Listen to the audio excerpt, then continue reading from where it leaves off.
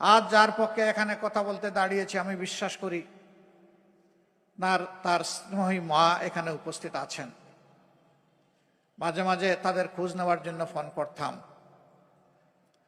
ধরা গলায় জিজ্ঞেস করতেন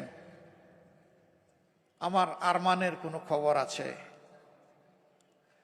সে কি বেঁচে আছে। খবর থাকলে বলতাম যে এতদিন আগে দুই একজন মানুষের মুখে শুনেছি তারা দেখেছে সে বেঁচে আছে।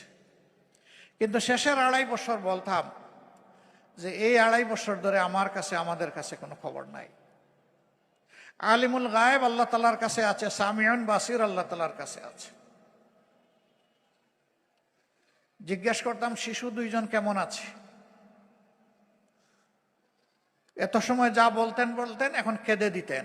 ফোন যদি আব্বুর ফোন হয় আমাদেরকে একটু কথা বলতে দাও।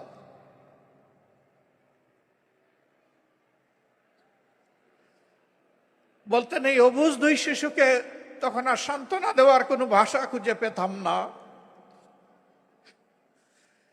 নীরবে চোখের পানি ফেলে ফেলে শুধু ওদেরকে চুমু দিতাম, আদর দিতাম।